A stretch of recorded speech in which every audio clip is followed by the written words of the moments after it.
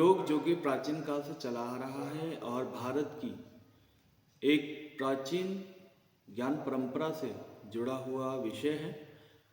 इसके विषय में कई धारणाएं हैं, कई विचार हैं, विद्वानों के अलग अलग मत हैं। इसके अर्थ को लेकर, इसकी परिभाषा और इसके उद्गम और विकास को लेकर कई बार छात्रों के मन में कई शंकाएं उत्पन्न होती हैं। आज मैं जिस विषय को लेकर आया हूं, अर्थ, परिभाषा और इसके उद्गम के विषय में, क्योंकि परीक्षा का समय है, सभी विश्वविद्यालयों में लगभग प्रथम सेमेस्टर की परीक्षाएं शुरू होने वाली हैं। तो आज का ये वीडियो परीक्षाओं को ध्यान में रखते हुए छात्रों की सहायता के लिए बनाया जा रहा है। मैं डॉक्टर आशीष डोभाल आप सभी का स्वागत और अभिनंदन करता हूं मेरे YouTube चैनल आत्मज्ञान योग स्टडी।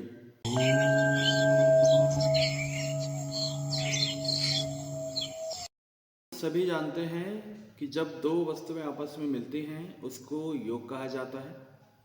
गणित में भी जब दो अंक मिलते हैं तो उसकी संख्याओं के मिलने के जो फल कहते हैं उसको योग फल कहा जाता है। आयुर्वेद में भी जब दो रसायन मिलते हैं तो उसको भी योग कहा जाता है। तो अलग अलग ग्रंथों में जब भी जो दो चीजें मिल रही हैं आपस में उसको योग कह रहे हैं। तो वास्तव में जब दो विषय, दो तत्व आपस में मिलते हैं उसको योग कहा जाता है।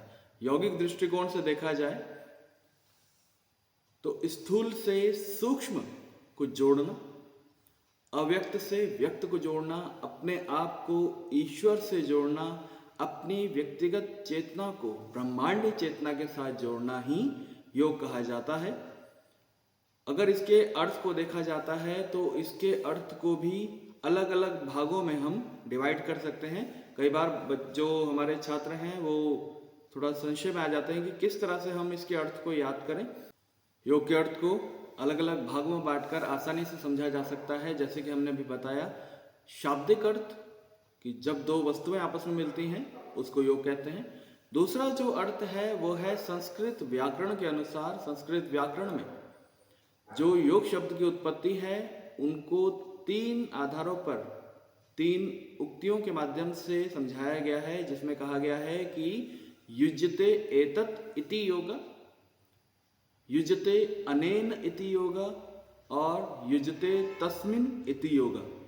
जिसमें पहली उक्ति है युज्यते एतत् इति योगा। इस व्युत्पत्ति के अनुसार योग शब्द का अर्थ चित्त की समस्त वृत्तियों में एकाग्रता की अवस्था है।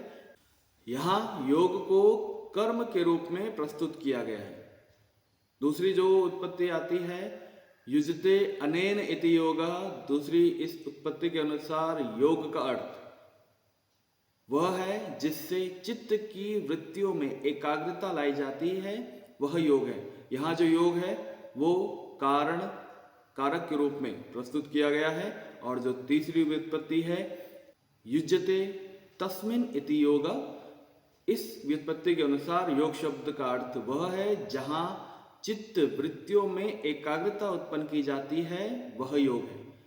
यहाँ योग को स्थान के रूप में प्रस्तुत किया गया है।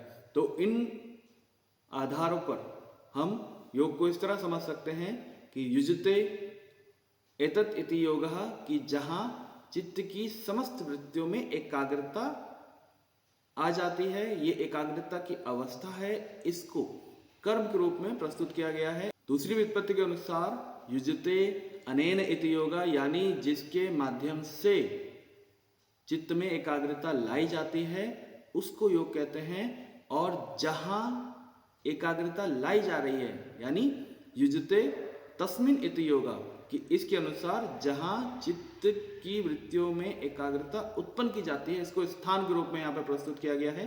तो योग को कर्म के रूप में, कारण के रूप में और स्थान के रूप में तीन व्युत्पत्तियों के अनुसार प्रस्तुत किया गया है। इसके अर्थ को समझाने का प्रयास किया गया है संस्कृत व्याकरण में।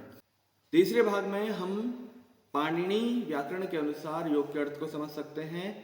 पाणिनि के अनुसार युज धातु से योग शब्द की उत्पत्ति हुई है और युज धातु में घन प्रत्यय लगाने से योग शब्द की उत्पत्ति होती है। पाणिनीय संस्कृत व्याकरण में तीन युज धातु बताई गई हैं और तीनों से ही योग शब्द का अर्थ मिलता है। पहला है युज समाधो, दूसरा है युजिर योगे और तीसरा है युज संयमने। ठीक है, तो जहां युज समाधो कहा गया है, इस अर्थ में युज धातु को समाधि से जोड़ा गया है। और महर्षि व्यास ने भी योग सूत्र में कहा है कि योग समाधि है। तो इस अर्थ से भी जो योग है वो समाधि के अर्थ में लिया गया है कि योग का नाम समाधि है। समाधि को योग का पर्याय भी माना जाता है। योग का परम लक्ष्य समाधि को ही प्राप्त करना है, जिसके द्वारा मोक्ष की प्राप्ति की जा सकती है।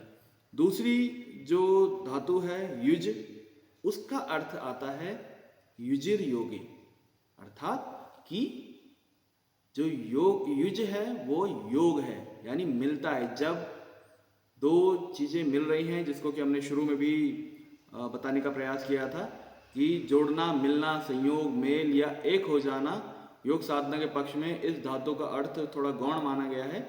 इसमें योग का अर्थ आत्मा का परमात्मा से संयोग है। आत्मा और मन का आंतरिक संयोग ही योग कहलाता है।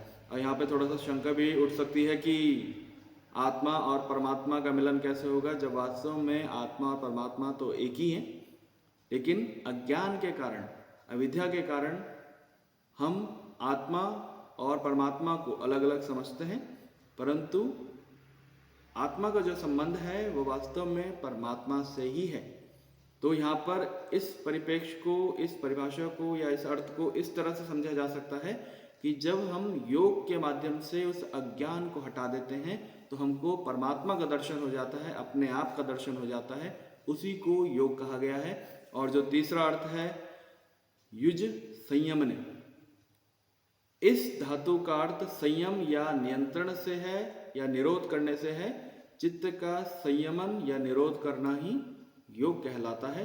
तो इस तरह से हम तीन भागों में योग के अर्थ को समझ सकते हैं। एक शाब्दिक अर्थ, योग शब्द का जो अर्थ होता है वो मिलना होता है, जोड़ना होता है। दूसरा संस्कृत व्याकरण के अनुसार, जिसमें कि तीन भागों में इस अर्थ को समझाने का प्रयास किया, युजते एतत् इति योगा, युजते अनेन इति योगा और युजते तस्मिन् इति योगा। और तीसरी पाणिनि संस्कृत व्याकरण के अनुसार युज समाधो, युजिर योगे और युज संयमने। इन तीन अर्थों से हम योग के अर्थ को समझ सकते हैं।